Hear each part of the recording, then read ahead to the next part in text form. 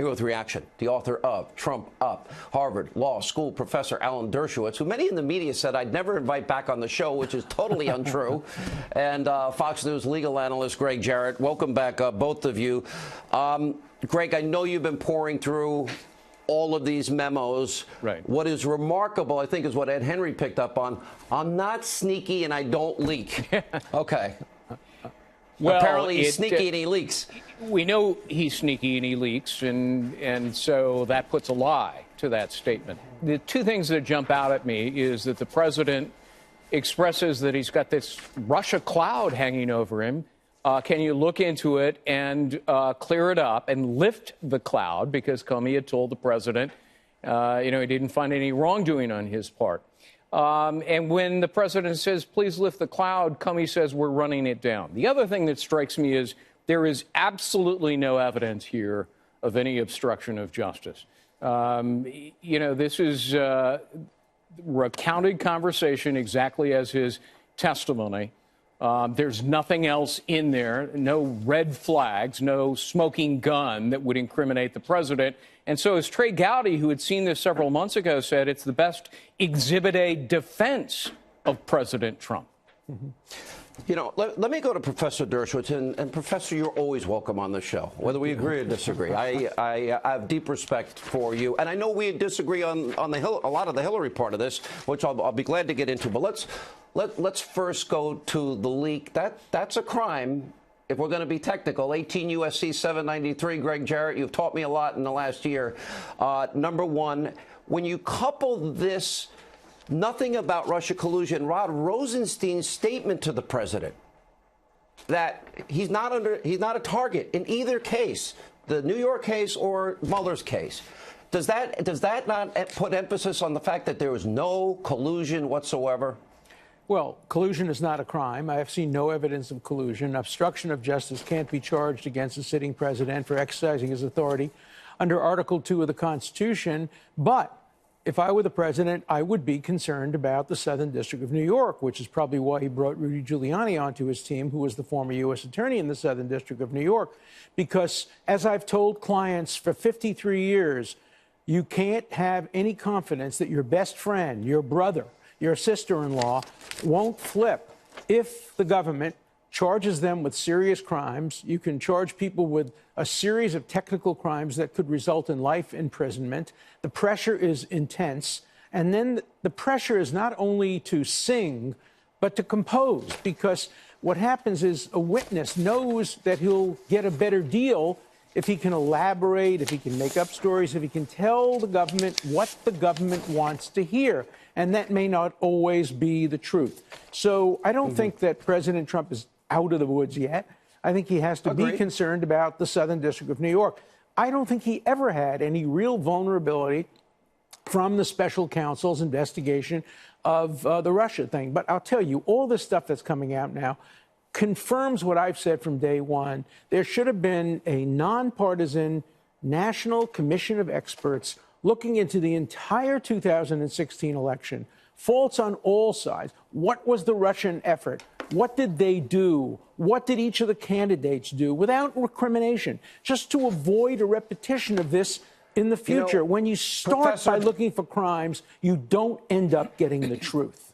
Devin Nunes warned everybody. It was public in an op-ed in the Washington Times that Russia was going to do this, number one. And if you remember, just a couple of weeks before the election, it was President Obama saying no serious person would ever believe that any foreign entity could ever have any impact on our elections, and lectured Donald Trump to stop whining. Well, first of all, President Obama tried to have an impact on the election of Benjamin Netanyahu. I have absolutely no doubt that he and his administration tried to get Netanyahu unelected.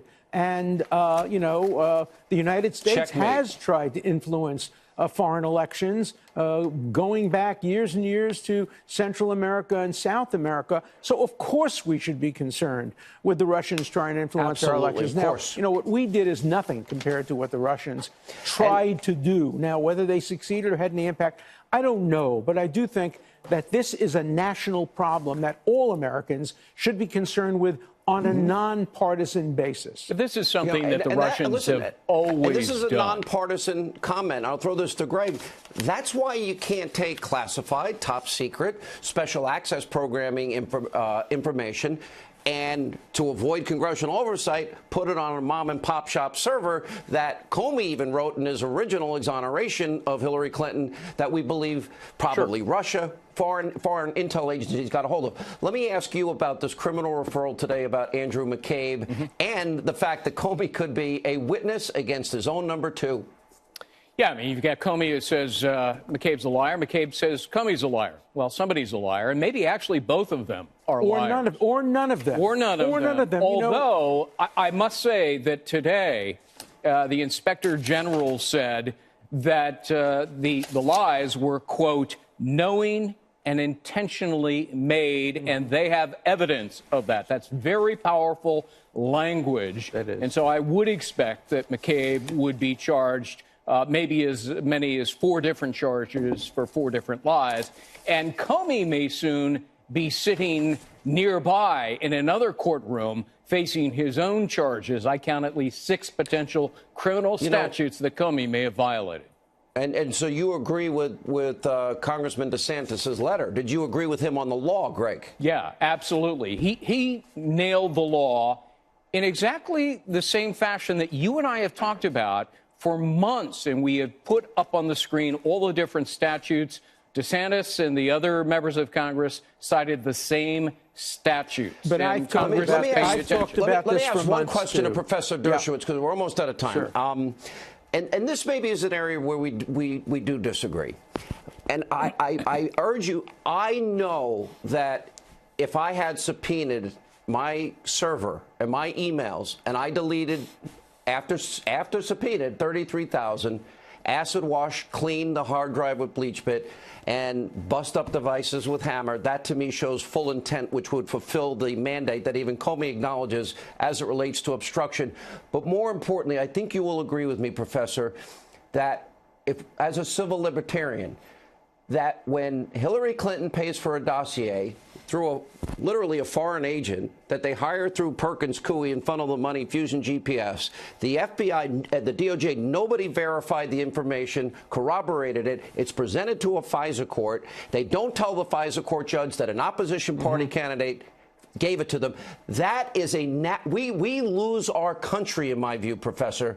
If that happens again, it is that dangerous. Look, I agree. I think failing to give the FISA court all the negative information so it could evaluate the credibility and lack of credibility of that request for a warrant was a serious, serious flaw. My problem was when you list all these statutes, you make my point, and that is under our federal criminal law, almost anybody can be charged with anything if you look hard enough. On the area of perjury, remember Scooter Libby.